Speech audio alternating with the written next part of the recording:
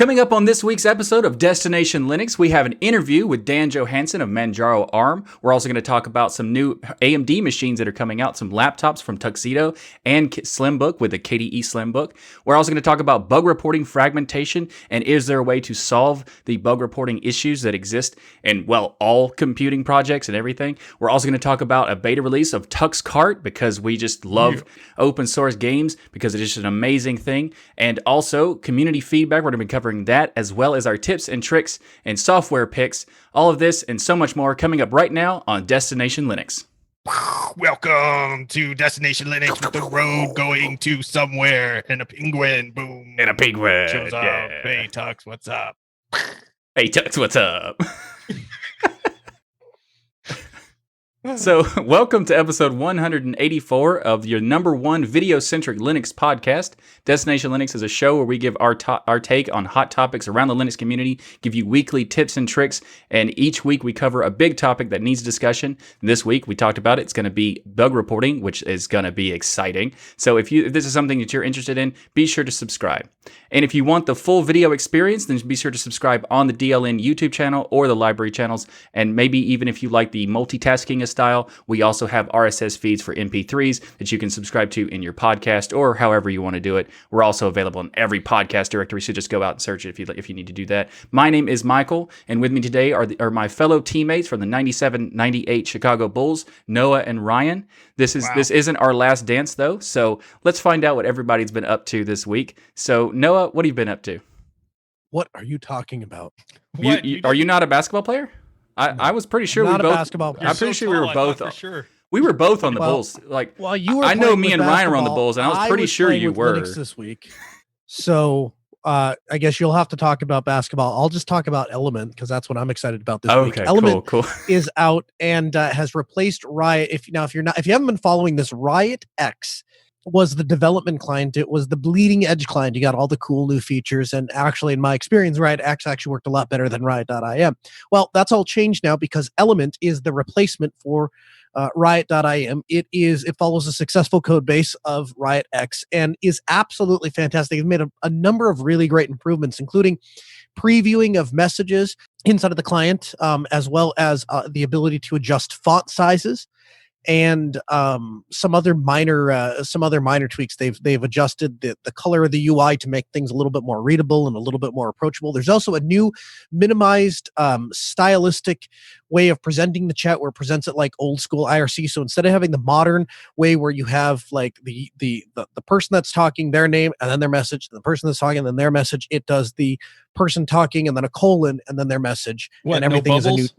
Yeah, no bubbles, right? Exactly. Yeah. And at first I was like, "Well, I don't want to do that." But bubbles. Honestly, what makes it nice is you can then close the client and just have like maybe 2 or 3 inches of it up the very top of your screen, and then the chat just kind of scrolls, and it's just there all day. So I've actually been really enjoying that. But yeah, if you haven't done so, I highly encourage you to install Element. I understand that there is some delays in getting Element published to the Snap Store. So right now, what you have to do is go to element.io and follow their guide for adding a PPA to get Element installed, but it's definitely worth doing so. Very happy with the new update to Element. Yeah, I mean, I'm glad that they've done a lot of improvements to the overall experience and also no longer call it Riot. That's a good decision. So, Ryan, what's been happening in your week? Well, for those who can see the video, I'll show you what's been happening in my world. Look at it. Now respect it. This is the System 76 Lemur Pro that's in my hands here. Very lightweight, battery-friendly laptop that I've been playing around with this week and making me fall in love, as if I didn't need to fall in love more, with Pop! OS because their Pop Shell tiling manager is pure freaking fire. I'm just telling you right now, those who like tiling window managers, what they've been able to do with a GUI tiling manager in GNOME is quite amazing. I think it at least fits all the needs that I have for a tiling manager. All my windows right now across two 2K screens, completely tiled perfectly the way I want it. So big shout out to System 76, and we'll be taking a look in future videos on my channel of the Lemur Pro and how it compares with some of the other laptops I've been playing with recently. So very awesome. Can I ask what the cost was? Well, the cost was I went on eBay and found this here, which is their version from last year, the LEMP 9, for I think $800 was what it ended up going for in total, which is not bad. That's pretty good. Yeah, for sure. So, Michael, what have you been up to this week?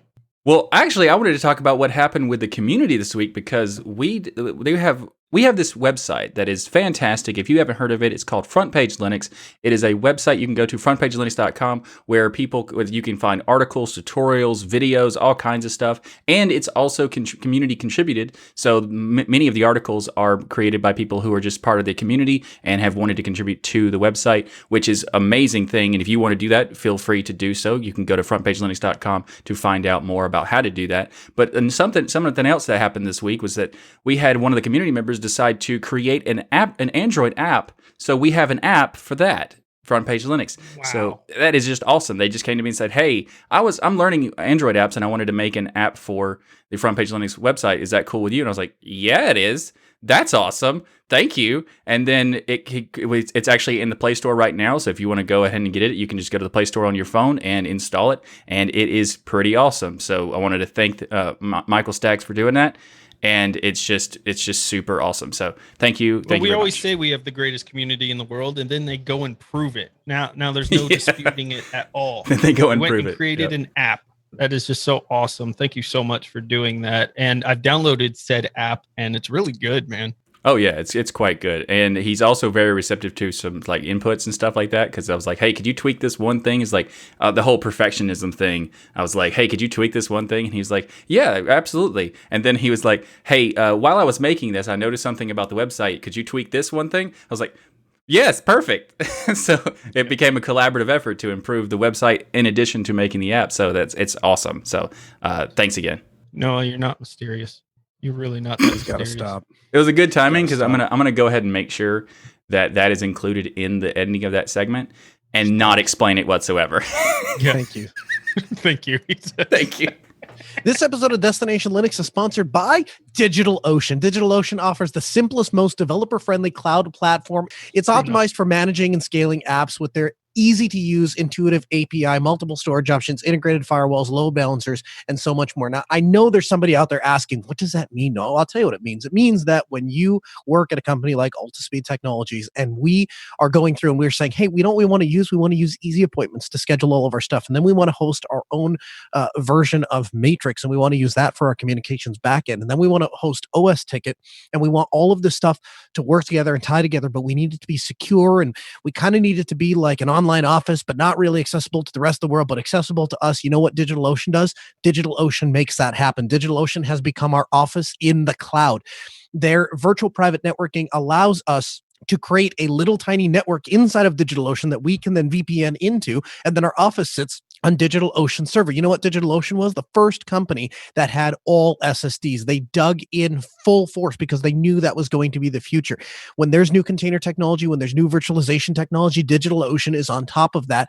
And it's because of that, their constant commitment to container and virtualization technology is why they have the latest features available. You know what else they do? They give you money, and they want to give you money by going to do.co/DL, and they're going to give you $100. That's a lot of servers that you can buy, especially when they start at $5 a month. You can use it for that. You can use it for a bunch of servers at $5 a month, or you can do what I do and use it towards one really powerful server and see what you can make those puppies do. Again, you can just get started with that $100 credit by going to do.co/DLN, and a huge thanks to DigitalOcean for sponsoring Destination Linux. In our community feedback this week, David writes us to say, I've been using Linux for almost 20 years. I started with Red Hat and quickly moved away because I could not stand GNOME 1 and had issues with RPM dependencies. It is much better now, but at the time it was a serious problem. I moved from Gen 2 to Arch. I still felt like I needed the full control, but compiling from source was no longer necessary. He then goes on to talk about all the other distros that he hopped to, including Pop! OS and things, but had random issues with touchscreen, and then KDE Neon, and then Ubuntu LTS, and then basically concluded to say, I realize that I like to have the newest versions of my applications, but I do not necessarily need the newest version of the core components like the kernel. Snaps take the place of needing the newest application.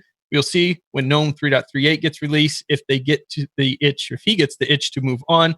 I do not foresee myself sticking with the LTS, but I may stay with the 6-month release cycle, David. So appreciate it, David. I think what he's saying here is, hey, sometimes you need a rolling release, sometimes you don't. And he mentions being on older hardware. So yeah, in that case, probably not as necessary. Though I will tell you, on later kernel releases, even with older hardware, a lot of speed and enablement does take place in there. So you still could be missing out on some things, but certainly there is a case to be made for LTS. Absolutely. But I don't think that's really the fight in Linux right now. I think Right. LTS has plenty of people making a case for it.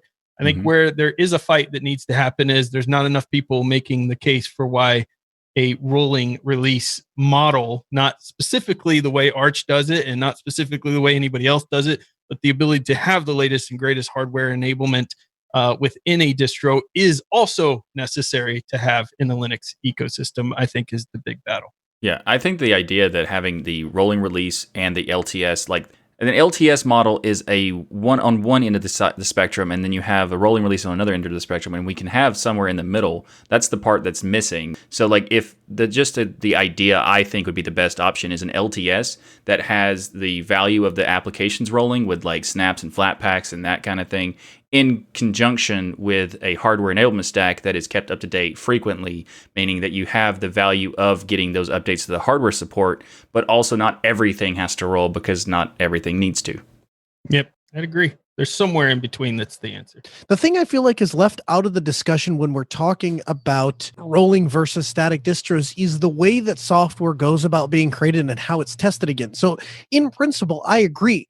When something new comes out, a new piece of hardware comes out, we should have those the software support to support that hardware. That part I agree with. The part that I disagree with is when you have software A that uses, this library stack and these files and this version of whatever Java or whatever thing it needs, and then you have this program that needs an entirely separate thing, and this thing has no concept of this thing.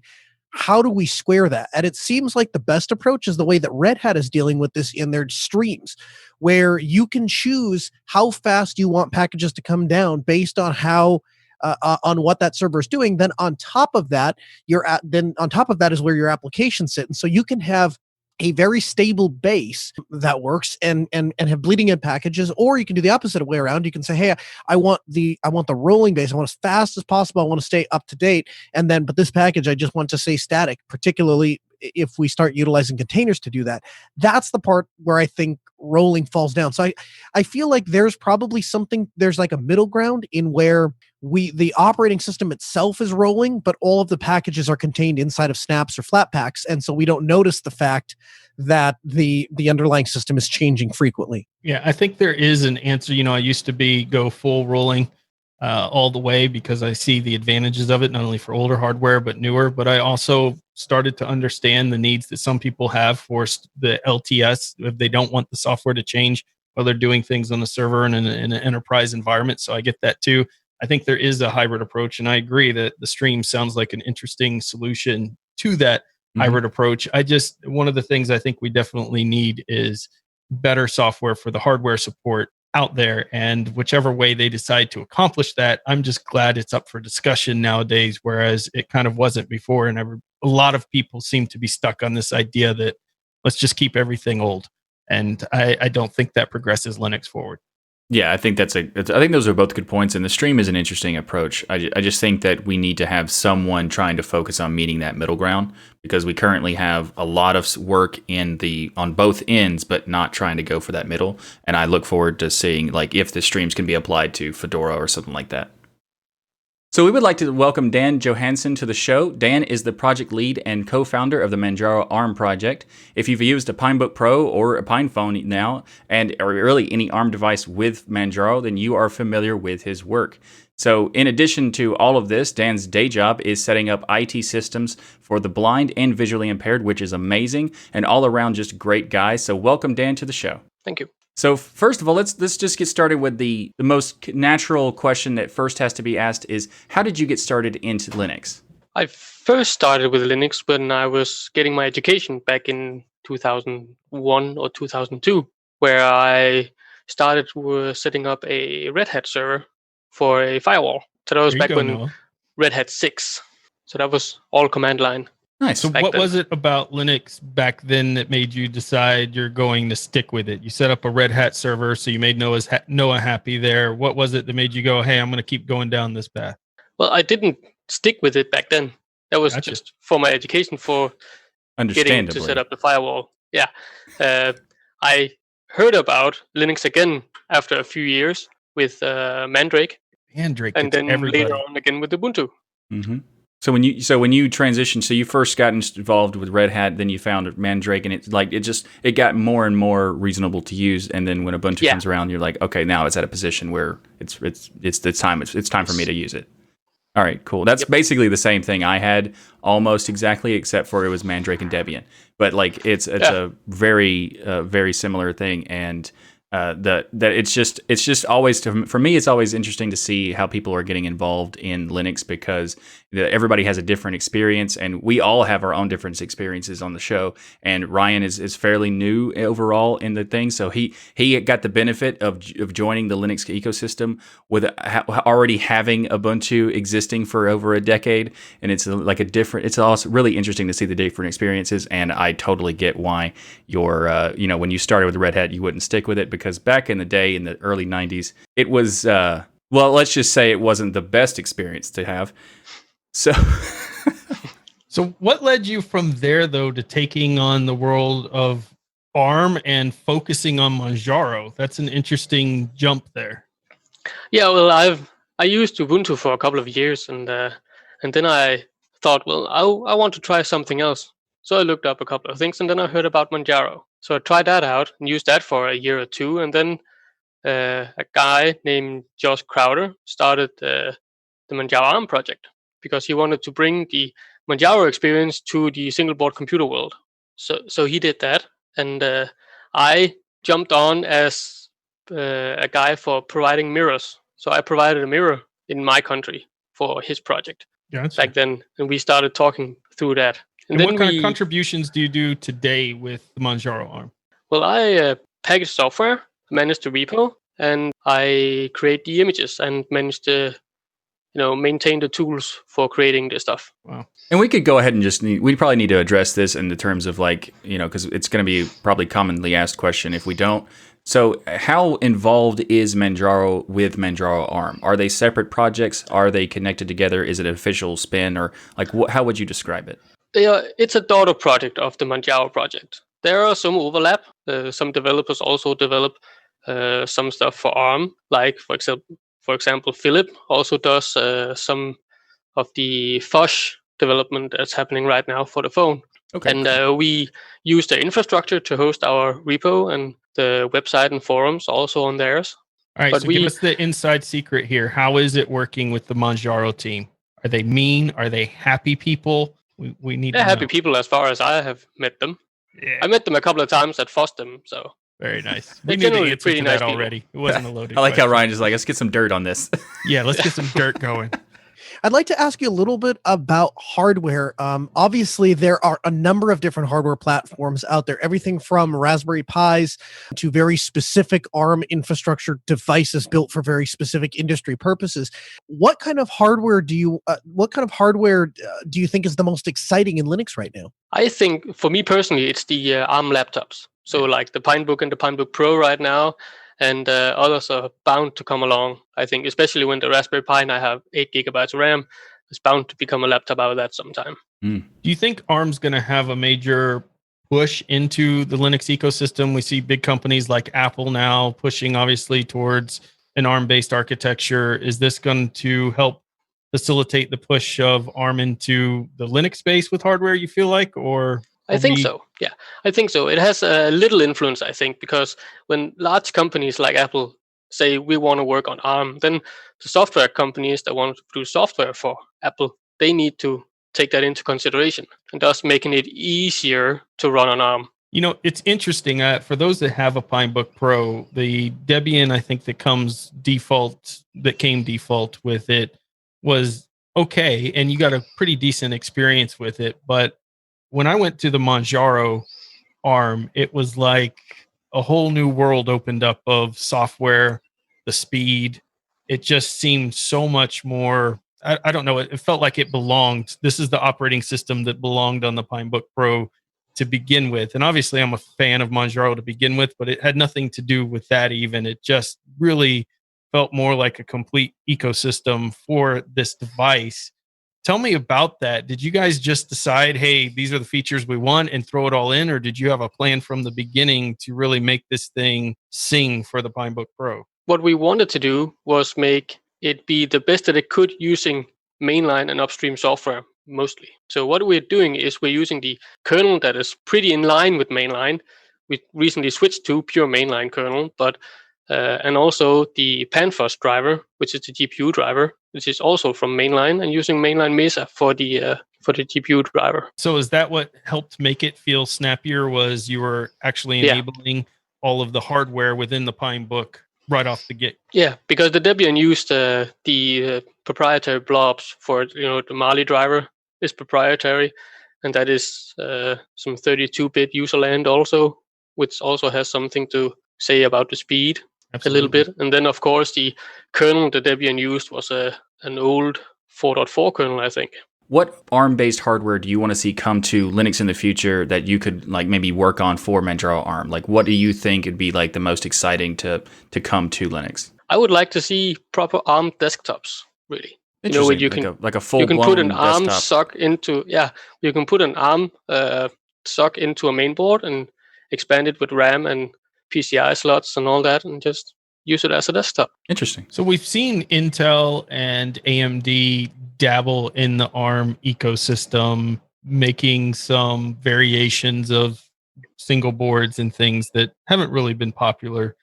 Do you think that's going to keep the adoption? I mean, obviously they have some investment in kind of staying away from ARM and pushing their own architecture. I mean, who's going to bring that? Who could bring that to the desktop experience in Linux from a CPU manufacturing standpoint? I think Apple's push is actually going to push this a bit forward, making companies like AMD much more inclined to try and get more ARM CPUs out there. Interesting. But a company to do this, I don't know who would really want to take it on as a desktop SoC. Maybe a Qualcomm or something like that in the future? I don't know. We'll see.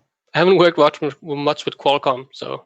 Yeah. What help do you need in the Manjaro ARM project right now? How can people get involved if they like what they're seeing, if they like what's happening? What can they do to support ARM? I would mostly say volunteers, test out the software, report bugs when you find them, and even write documentation. Our documentation is not that great yet, so all help for that would be welcome. That makes sense. And where do people go to get involved to do that if they want to help write documentation, for instance? That would probably be the Manjaro forum. Manjaro forum? Yeah, that's where we communicate most with our community. So they have a special section for the Manjaro ARM on that forum? Yeah. Okay. We do. And then, of course, donations are always welcome. Yeah, absolutely. You got to fund it.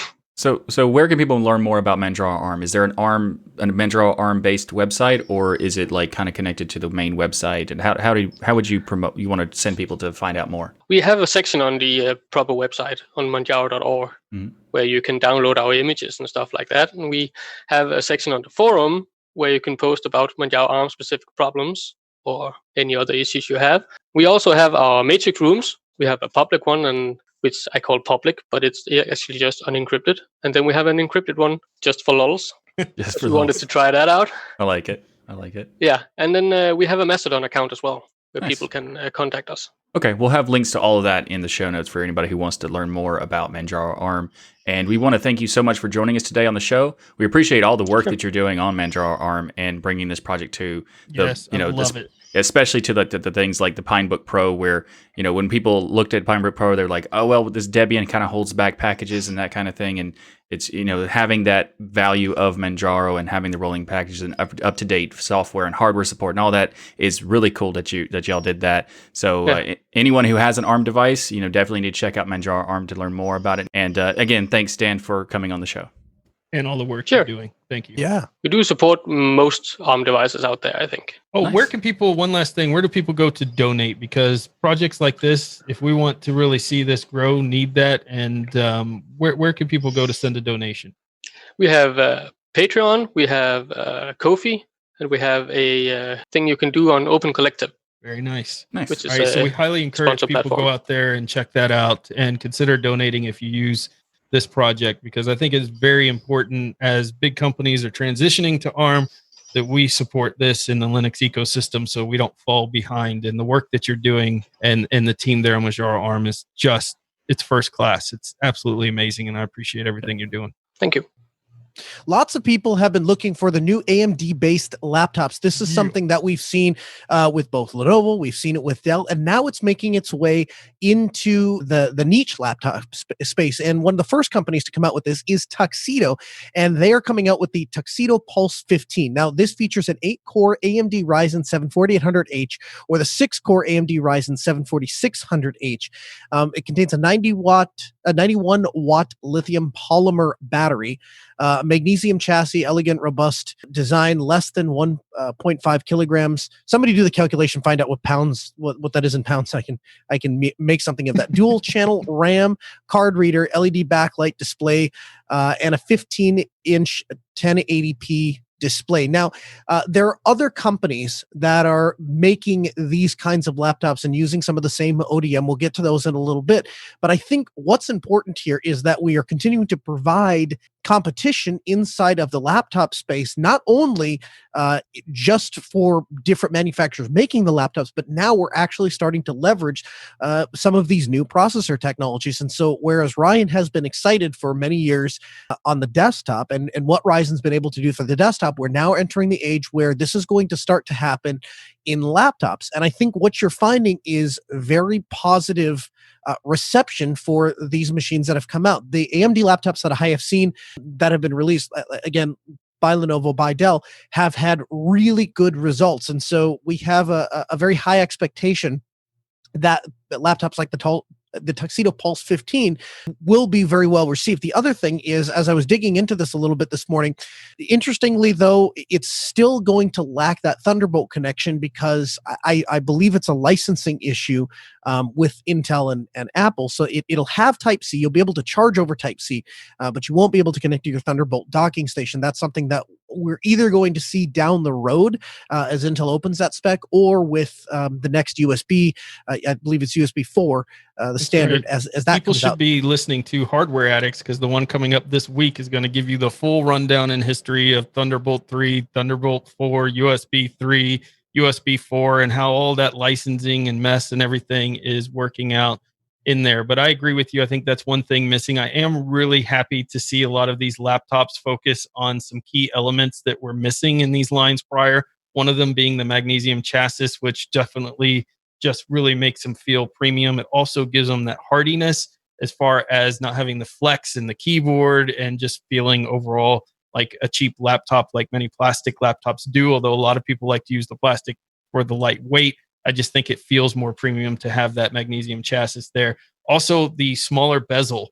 This is it's almost an immediate giveaway to a cheap laptop if it has a 1-inch thick bezel going all around the screen. And you can see with these later laptops, they now have the smaller bezel going around, much like what Dell did with the Infinity Edge, which I'm telling you, as strange as it sounds, gives you a better experience in your viewing when you don't have the big bezel there. It's weird, I know, but maybe the you're first just time I spoiled opened with it it.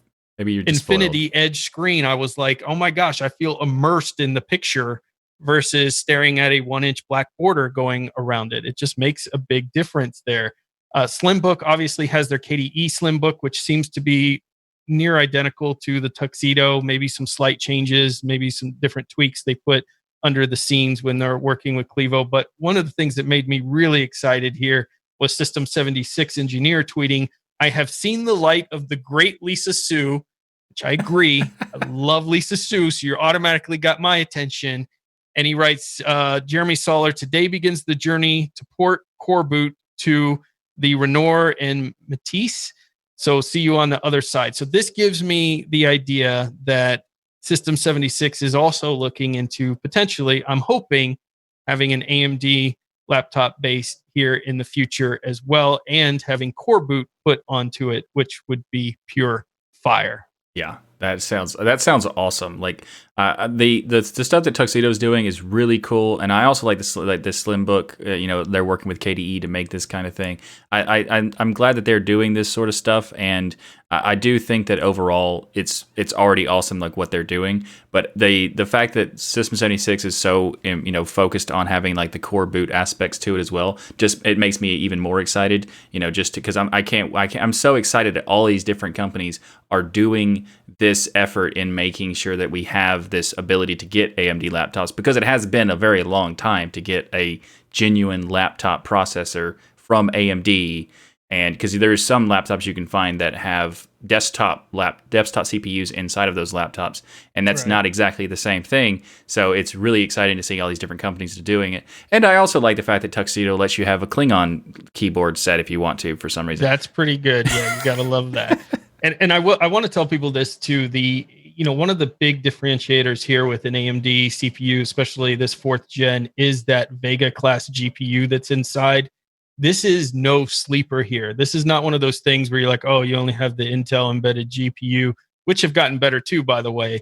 But I'm talking, you can do some really intense, good gaming, medium settings, sometimes high settings, depending on the game, but get great frame rates out of these Vega embedded GPUs here. They're absolutely fire. In fact, in the Intel NUC I'm on right now, it has an embedded Vega, and I was showing people the Tomb Raider benchmarks that were coming out of this thing. I couldn't believe it. And because this particular one in here, the Vega M, has the HBM2 memory that's inside the more expensive Radeon 7 lineup as well. I mean, they really, people are going to have a completely different experience on their laptop with this AMD lineup. I get why it's taken so long. It costs a lot of money to recreate manufacturing to allow you to create these laptops out there. And they were basically a lot of manufacturers probably waiting, saying, is this AMD thing going to last? Are they going to remain on the top? Does Intel have this big 10 nanometer, 7 nanometer bomb that's about to hit? So the answer is no, they don't. It keeps getting delayed. So now they're all starting to finally release these AMD laptops, and I couldn't be happier about it. Yeah, it's awesome. I'm super excited about it. When I switched to AMD because Ryan convinced me to do so, I have never had a better experience on computing, and also never better experience in Linux. Just having everything. Remember all those people chatting like, "Oh, Ryan, you like AMD? They're going to be nothing. Intel's going to kill them." Do you remember all that? All those people who wrote that in Telegram. I do remember that happening a little bit. Yeah, it really didn't pan out for y'all too well. Stick with me, kid. Ryan might know a little bit about hardware. Maybe. You might want to check out Hardware Addicts to learn more. So our security advisory this week is brought to you by Bitwarden, and that is to be careful about the extensions you're putting in your browser. Yes, that includes even if you're using Firefox. Extensions are an extremely powerful tool that can help you block ads, provide easy access to screenshot tools and things like notes and saving pages offline. However, they also open up your machine to privacy and security holes. I keep telling this to people because they'll open their browsers in front of me and have like 80 extensions. I don't think many people are actually going and looking to see, number one, are those extensions, who's creating them? Are they open source? Are you looking at the code? Because you can create a ton of holes through all of those extensions that you're including. I only have a couple of extensions that I have on my machine.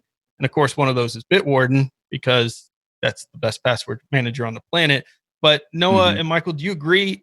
Going crazy on extensions, a danger here? To a degree, yes. I'm going crazy on extensions, yes. And I think that there are many cases where the extensions could be problematic because there's not much effort put into them, or they're brand new, or that kind of thing. Like trying random things like that could be problematic. I do agree that ultimately you need to pay attention to what you're doing. Also, hope to try to get it you could probably say that if you're using Firefox, for example, you could probably say that the featured things that Firefox is like willing to put their name behind are probably okay to go with. So, and depending on how many you have of those, there's that benefit. There's also like an issue of performance depending on what kind of extensions you're installing and setting up. So there are some things you need to take consideration of, and I also probably use way more than Ryan would be willing to, but every time you come over, you're like, I want to add this extension. No, that only happened. Michael, go sit on your stool. That didn't happen. Okay, maybe it did happen every time, but yeah, there was a couple times where I sent him a message like, "Hey, you should check out this extension." He's like, "No, I don't want to put that on my browser." I was like, but he's like, "No, I don't want it, but it's great. No, I don't know. Okay, fine, care. whatever. But fair enough. There are some issues there. Yeah. It's actually becoming a huge issue where a lot of security vulnerabilities and things are actually starting to come through the extension. So just be very careful what you're installing. One of the things that I have found very, very useful is when you go to addons.mozilla.org, I don't know the details of this, but I can tell you that there are some extensions that Mozilla tracks with for security vulnerabilities, and then other extensions that they don't. The way I know that is I went to install an extension of mine, and right in the Firefox browser, right when in the add-ons, it said right on addons.mozilla.org, hey, this extension is not being tracked, so make sure you trust the source before you install it. Whereas Bitwarden, for example, you don't get that message. In addition to that, when you click on the reviews, you can see the 3,012 5-star reviews or the 254 4-star reviews of people saying, hey, this Bitwarden extension is working very well. It's very secure. It doesn't do anything that I don't want. So when these extensions start to do bad things, somebody usually notices, and you can usually figure that out if you just spend a little time and read through the reviews. Yeah, absolutely. And I'm so glad you brought up Bitwarden because they were the sponsor of this segment and a sponsor of Destination Linux Network. Look, I could speak from the heart from this because this is a service that I used well before they ever became a sponsor. I was a LastPass user, and then Michael actually showed me the light. He's like, why are you using LastPass, you noob? You should check out Bitwarden. And I was like, but I've got my whole infrastructure in LastPass. I don't want to move. And he's like, let me show you the features. And I was like, dang it, I have to move. And so I've been with Bitwarden ever since. It's my absolute favorite password manager on the planet. It is completely open source. They also have third party, and not just being open source, which everybody can view the code and go and audit. They also hire third party entities to go out there, security firms, and make sure that there's nothing else that even all the people who are looking at the code might have missed. In fact, they just did one recently and passed with flying colors. You can go look at the report, completely transparent. You need if you're going to have a password manager that you can trust, you're going to need things like that. It needs to be open source, needs to have third-party independent firms actually perform security audits to make sure that what you're putting out there is safe. The great thing is they have all kinds of features for additional lockdown as well. You like to use YubiKeys that we talked about in a prior episode. You can do that with Bitwarden there. It's just amazing. You can even, if you want to, host it yourself.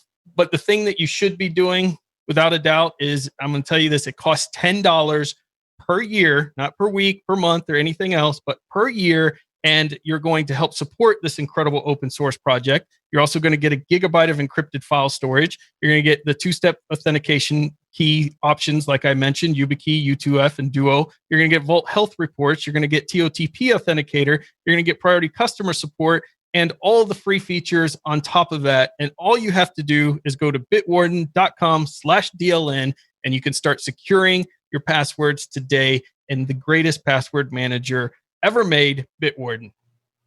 So our big topic this week is we're going to squash some bugs. We're going to talk about how often do you personally open bug reports? I try to do it on a regular basis as I come across bugs. Mm-hmm. But this week, the last couple weeks recently, I've been opening a lot of bug reports, and I've been extremely frustrated with the entire process. Like, I want to punch my beautiful new screen because of the bug reporting process. Well, let's go ahead and just address that. Bug report systems are confusing. I mean, they're confusing in general. Like every platform has problems with bug reporting systems, but Linux even more so in certain cases because it's so different, like fragmented in different places. Of like the way that one project does it is completely different from the way another project does it. Some people will want to do it emails, some want to do it with a forum, some want to do it like an actual bug reporting system. Like there's so many different variables that it just kind of becomes too much. And also, actually, there's some distros that have been changing how they're doing it in the past couple of months, like outright completely. So it just gets even more so.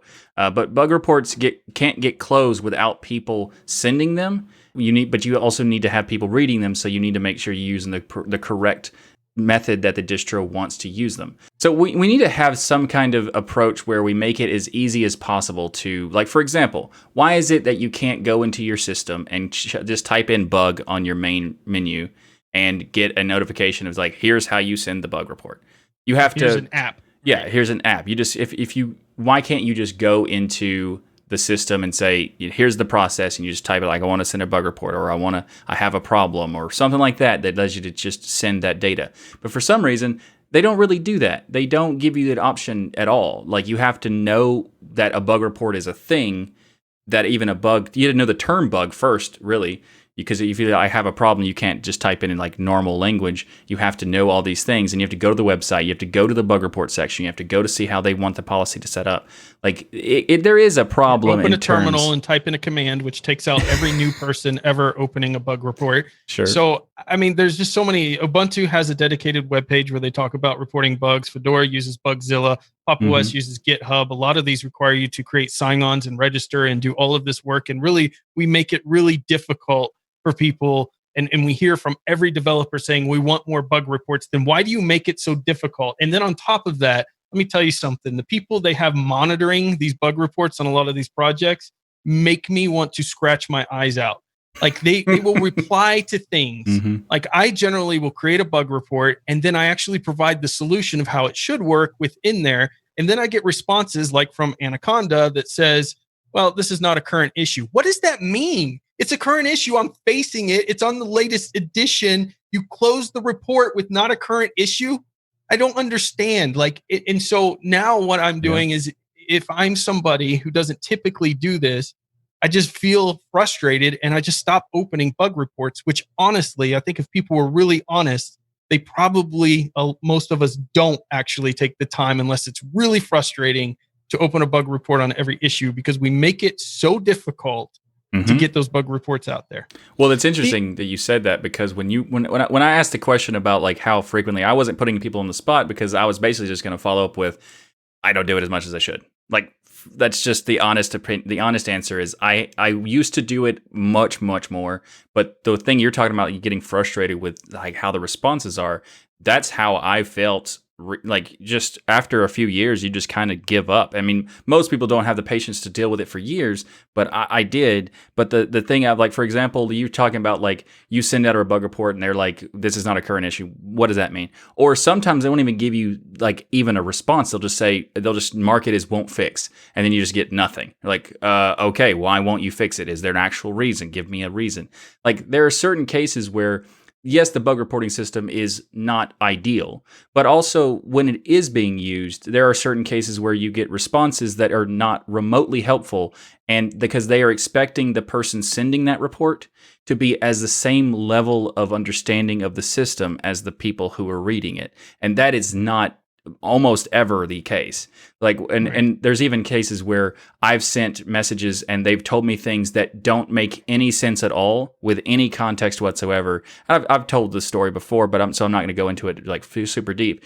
But there's cases where I've sent in things to KDE and they've told me things like, we're not going to do this because of tradition. Like, that's not a reason. Why would you say tradition is a reason? That this is how we've always done it. You've always done it wrong. There you go. Single click, double click. We've talked about that before. But so double click, that's the answer. So that's the thing that we have in these projects where you have to deal with, not only is it's hard to get the submissions, because, like, for example, KDE has Bugzilla and Fabricator. Which one are you supposed to use? I don't know. It depends on what you're trying to suggest to them. That kind of thing is not necessarily just picking on KDE. That's just the one obviously people know that I'm a huge fan of Plasma and KDE, so I'm involved in that a lot. But there's every project has this kind of thing. Like, there's a few that kind of approach it in the right way, but then there's others that just go off in like ridiculous realms of, you have to join a mailing list in order to send this stuff, and then you also have to send the email in an exact format, otherwise it gets sent back to you and like discarded. Like, we need to have some kind of approach where people in these projects are looking at it in an app for that. We need an app for that. Yeah, well, sure, why not? I'll play devil's advocate here for just a little bit. I will tell you this. I'll tell you this. I find myself on the other side of this pretty frequently. It's not uncommon for me to be walking through a client or walking someplace, and somebody pulls me and says, hey, the printer back in the blah, blah, blah office, every once in a while, it spits out the wrong thing and it just doesn't print right. And, if you can look into that, and Martha's computer too, you work with drunk people? sometimes no, they're not drunk. That's just the way they talk. There's Martha's computer there. She it pops up and it has a little window thing and says something about error code. I don't know. Look like gibberish to me. But anyway, error code's up there. Could you look at that too? That there's nothing in there. There's nothing in that 5-minute tirade that gives me any modicum of idea of where I can begin to look to start to solve your problem. And so my answer to those people are pretty simple, right? Send an email to help@altispeed.com. A ticket will get opened. We'll start to investigate. And part of that ticket process is me guiding the user through giving me the information I need as a technician to fix their problem. Okay. So from my perspective, when I'm the guy on the other end of the ticket system, this makes perfect sense because I need him. You tell me what you think is a description of your problem. That is to say that this error that you can't describe, don't have a picture of, don't remember the error code, don't remember what you did to cause the error, don't remember what happened when the error came up. All of that information, which is critical to me actually solving your problem, because you don't think to document that stuff, I will ask you for it one step at a time. And so you say, I have a problem with my printer. Okay. Can you describe the problem with the printer? Can you show me where, can you take screen caps? Can you show me what's happening? And this, of course, applies to any sort of software, right? That user then comes back and says, okay, here's the information. We go back and forth until I can finally find something that I can troubleshoot. The problem as it relates to bug reports is twofold. First of all, understand that in my business scenario, I am kicking it back to the user because the user is paying us to do a job and I need information from them to make that happen. In a bug report scenario, though, to a certain extent, if you're the user of a particular piece of software, I think a lot of users simply bail on the software when the software doesn't live up to expectation. And so the concept that the onus goes back to the user to solve their problem. No. That user, I think a lot of times feels like they're just doing a favor to the developer. Hey, by the way, just wanted to point this out that your piece of software, you didn't do your job right. This thing doesn't work. And I think that's the perception of the user. I think the perception of the developer is user is whining about something. I need more information to fix. And so then they kick it back. Well, can you send log reports? Can you enable debugging? Can you do this? Can you do that or whatever? I really wish they would kick it back in your scenario and say, well, if you want me to solve this, I need this, this, this, and this, so that I could actually go and get that information for them versus getting things closed on with obscure things like not a current issue. I think good developers do that. Noah, I get what you're saying, but this is the problem is that there's nothing here in the bug reporting system across Linux that is unified or that any new users or even experienced users really get or understand. And what does happen is exactly what you said. And I see it all the time, all over forums, all over Telegram. The second they get mad with a piece of software or a distro, instead of filing a bug report because it's so obnoxious and they don't want to wait, and they've probably had so many experiences where nothing gets done with it anyways, they distro hop or go to a different piece of software. If you want to stop that and we want to stop having all the fragmentation, I think one place we could focus our attention on that would help, not fix it, but help, is to actually have a universal app for bug reporting that everybody agrees in Linux.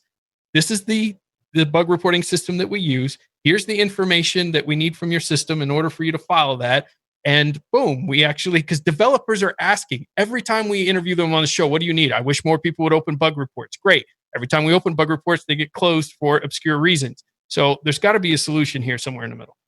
I get where you're coming from. At the same time, I feel like to a certain extent, developers have this view or this mentality of they start from the premise that they did everything right. And so if you're experiencing a bug, then you have a problem. And if they have time, they'll lend their time to solve your issue. And I think the perception from the user is that a developer made a mistake in their code. They tried to point that out. Now the developer is putting onus back on them.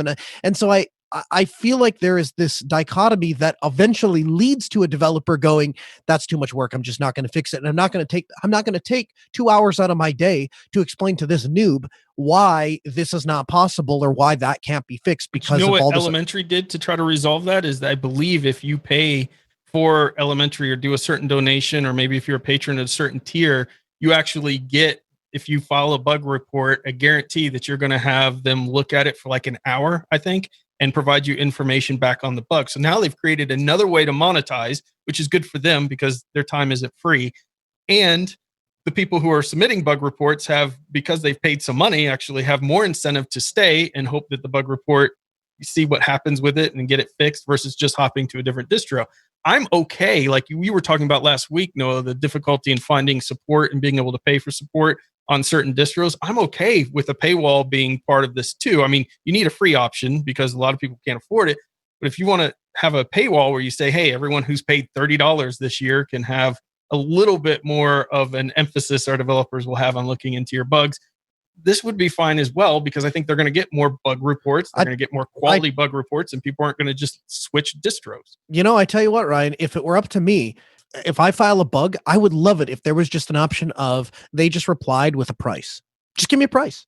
You know, if something doesn't work and I want that thing to work and you reply and say, hey, it's $700. That's what it's going to cost to pay a developer to fix it. $1,500. That's what it's going to pay to pay a developer to fix it. There are so many times I'd be like, accept PayPal, pay, done. Okay, great. Let me know when it's done.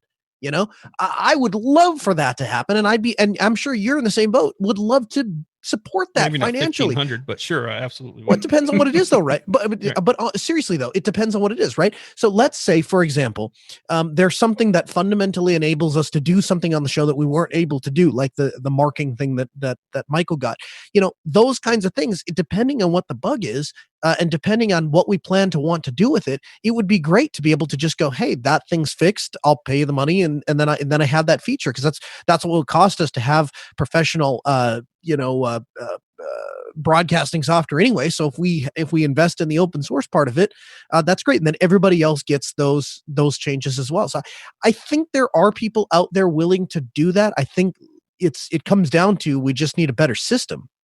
I agree. And I think that this is a great opportunity for certain distros to monetize certain things. For instance, Pop! OS now has the ability for you to go and donate, and it's a yearly donation where they take it out in a year's form. So if you donate $1, it's like $12 a year. But that's it. There's nothing I'm getting back, right? I know I get to use the fantastic distro, and that should be enough. But let's face it, people want something when they're spending money. What if instead I spent $30, $40, or I spent $50 that year, and I got a forum that allowed me to submit ideas and issues and things that I had some priority to it?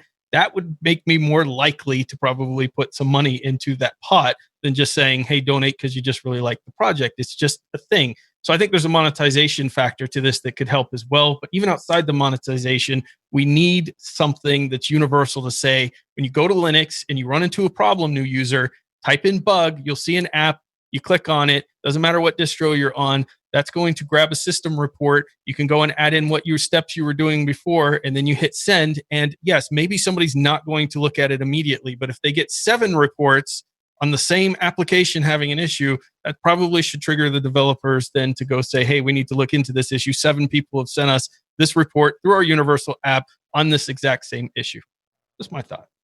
Yeah, I agree with that. And I think it's interesting because both the developer's perspective and the user perspective, they're kind of like butting heads in a way. Like they kind of don't necessarily mesh well, and it takes both sides to kind of consider that there is a problem that needs to be addressed.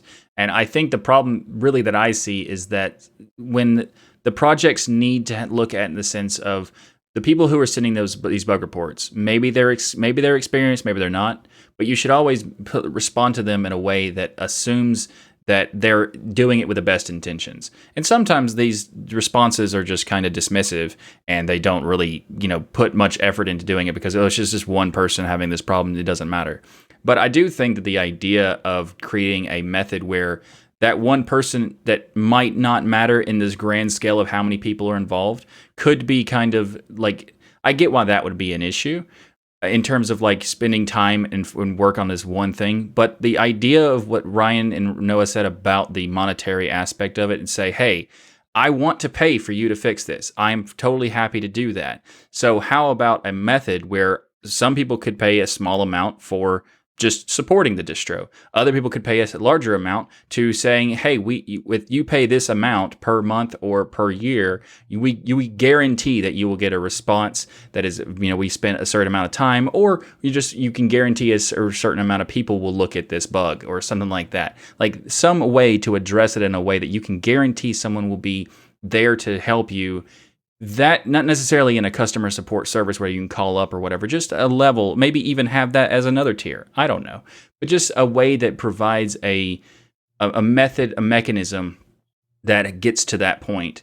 But I think that the biggest thing we could do now is the approach to have a universal format for sending bug reports. And now this could be a universal app. This could be a universal mechanism. I don't know.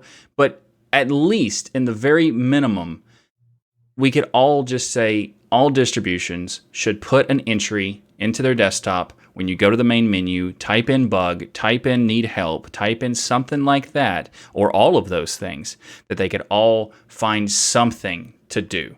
Because the current situation is you don't know how to do it unless you already know how to do it.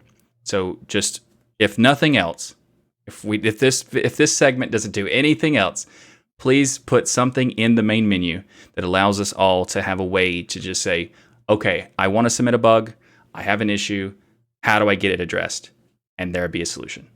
If that was done, I think a lot of the problems would making it easier for people to submit the problem would make it more likely that more people would do it, and therefore actually how many people are actually affected. Agree. In this week's gaming section, I know everyone's going to be excited to know we're going to talk about SuperTuxKart, probably the greatest or most recognized open source game on the planet. Oh yeah, anybody for disagree sure. with that? I mean, I think we could say that. So the beloved SuperTuxKart has a new release candidate out. It's amazing to see this game still to this day getting updates and improvements after all of these years. One of the most important changes for this release is that they ported to a low-level Windows creation input handling code to SDL2, which I don't know what that means at all, but it sounds amazing. Because what it means is that they made it where it's a lower level on SDL2. You're welcome. Oh, thank you. That clears it up completely. What is SDL2? Anyways, it's done. Software development layer, layers. It's a layer thing. You're welcome. Wow, you're a genius. What it does is it improves gamepad support for hot plugging your gamepad in, improves portability to new platforms. They have modern skins, which are new and different and updated, so the game doesn't look aged when you open it up. They've added multiple camera modes, which allows significantly more flexibility to the user to see different angles and things, because you've all been on that track if you've played the game where you kind of get stuck behind a wall and you can't really see anything going on. They've adjusted the code for online servers, so you can now use the add-on carts online, and additionally switch to a new packaging format for the Android release, which I didn't know that was a thing that it's out there on Android, but that's pretty cool. So is it cross-platform where you can play between the Android and the I think it is, as long as you're version? on the right server and stuff. I think so. I think it is possible to do that. But That's I haven't wild. tried that with the Android app, but I'm pretty sure that there was one of the release notes said something about that. Well, people need to go check out SuperTuxKart. It's probably available in your distro of choices software repository. It's open source. It's amazing. It's fun. It's like Mario Kart, but with Tux and all of the different icons of different distros. It's a beautiful game. Go check it out. And we will be playing it probably on an upcoming, and the date has been chosen, but I'm not going to release it yet, game stream with the DLN crew. It's happening. It's coming in August. Coming soon. A lot of people who are new to Linux get confused anytime we start talking about anything on the CLI, including the directory structure. Now, I remember when I first started with Linux, this is something that was really different to me, because in the Windows land, everything lived in C, unless it didn't, in which case it lived in D or E or F, or if we map network drives, we could choose the letter, right? And this was a very simple and basic concept that existed inside of Windows. And I remember coming over to Linux and looking and going, so where's the C drive? Where does it start? Yeah. Well, it starts at root. So we have to start there. / that is the top directory of your drive. And over the next few weeks, we're going to go through all of the subdirectories that live inside of the root directory, or /. So the first one we're going to talk about is /temp or /tmp. And of course, the / means root, and inside of root, we have a folder called temp. One of the things I want to point out is that in the Linux system, everything is a file or a folder, and that becomes very powerful to us, and we can use that in a number of different ways. Even devices can be referenced as files or folders. We'll talk about that as this series progresses. So temp stands for temporary. It's where the system stores temporary data. Now, unlike Windows System 32 temp or Windows temp, it's not advisable to jump in there and just wipe all the files out every time you need some spare space. Reason for that is sometimes an application uses that data in /TMP, and deleting those files may crash the system. So you want to be aware of that. Now, there's a second temp file in /var/temp. We'll talk about /var in a future episode. And this is where files can live for up to 30 days. So server admins need to be aware of where /temp is. They need to be aware of what applications are writing to /temp, when it's appropriate to dump things out of /temp. Users can use /temp for bash scripts or tools that don't require any sort of permanent storage. Just understand that when you reboot it, it's going to be gone. Our software spotlight this week comes from community member Jitty, and it's called SyncTube. SyncTube is a Node.js app on GitHub that you can run on VPS and allow multiple people to watch and control a video from YouTube in real time. When someone clicks the leader button, they control the video for everyone. This could be a really cool way to socialize with friends while watching, doing a watching session, like a live watching session that I do without Noah and Ryan, because of course they don't understand the value of that kind of thing, because they just insist on not doing it. But get invited to your My Little Pony watch parties to do stuff like this. Well, it's not that in particular, but it is anime, and they don't get it. It's okay. You could also use it to watch some Destination Linux episodes, or some Hardware Addicts episodes, or Ask Noah Show, or This Week in Linux, and all that kind of thing. And everybody can enjoy all of it together. And I really love the idea of having this like leader button system. I've seen a few other services doing this kind of thing, but none of them to the degree of actually making it possible where you can control it in real time and also do this switch between leader things. I've never seen that before, and that sounds really cool. So I did try it out also, and it seems pretty smooth. I just used the demo, but it's a pretty cool system. So if you're interested in checking it out, it's SyncTube, and we'll have a link to it in the show notes. This sounds really cool, but I got a question that Noah and I have been talking about in Element off air. Are you, when you're doing your watch parties that you don't invite me and Noah to, do you have like a pajama theme that you go with the anime? Do you like wear My Little Pony onesies and then you all sit around and watch it, or how does that work? One, it's not My Little Pony, and two, yes, pajamas, of course. You have to wear pajamas to enjoy the watch party. That's just a natural That's why he thing. hasn't invited us. No, he wears pajamas to answer your question earlier in the Well, week. I don't wear pajamas, so that wouldn't work for me. I wouldn't attend. Right. So Yeah, thanks for for not sure. inviting us. Yeah, you're welcome. You're welcome. So a huge thank you to each and every one of you for watching or listening to Destination Linux, and a special shout out to all of our patrons that joined us here today. I love your faces. You too can become a patron and become a part of the show. You can join us for the after show that we have each week after Destination Linux is recorded live. And you also, if you can't join, you can watch the unedited version of the show, where there's so much more trolling of Michael going on behind the scenes. You're missing out if you're not a patron. So consider becoming one right now so that you don't miss out on those great cracks that you later can repeat to him on Telegram. And actually, you should definitely become a patron, because it's an awesome time, and you can give trolls to Ryan and Noah in the post show, not me. That's not how that works. But you could definitely do it with Ryan and Noah. It's fantastic. I encourage that. You can also, what I encourage is to get some swag from the DLN store. You can you can show your love for open source and DL by picking up some Destination Linux Network swag. We have t-shirts, hoodies, mugs, and so much more, and even more coming soon. In addition, we just launched a new Pseudo Show shirt. So if you haven't checked out the Pseudo Show, you need to do that. But also, if you're a fan of the Pseudo Show, check out the Pseudo Show shirt. It is fantastic. Don't be an airhead and join the DLN community right now. If you don't know what you're missing out, so join the DLN discourse forum. It's the cat's pajamas. Want to talk in real time? Don't be a wallflower. Join the DLN Telegram group. And finally, if you're itching to get your game on and you don't have a copy on Right, just join the DLN Discord server. He read cow as copy on right. That's brilliant. Cow stands for. Don't have a cow, man. You've never heard Don't the have a saying, cow. don't have a cow? Don't have a copy on Right. Oh my gosh, you are such a nerd. I love you. And if you want some more content from us, or anyone else a part of the Destination Linux Network, then go to the DLN website at DestinationLinux.Network. You can find all sorts of open source goodness to check out. We have so many shows, also YouTube channels. Check it all out. Fantastic stuff at DestinationLinux.Network. Also, check out the Pseudo Show with Eric and Brandon. The Pseudo Show covers topics ranging from enterprise open source to cloud management. We also have a whole new chat on the DLN Extend with Wendy and Matt, along with Nate and his almost unhealthy obsession with OpenSUSE. So make sure to check that out. Thanks for watching this episode of Destination Linux. I hope you enjoyed it, and I hope you have a great week. And remember that the journey itself is just as important as the destination. Can you show us some of the pajamas you're wearing during your watch parties? Yeah. Do they have cats on them? Don't have a cow, man. All right, patrons, you can turn on your cameras, turn on your microphones.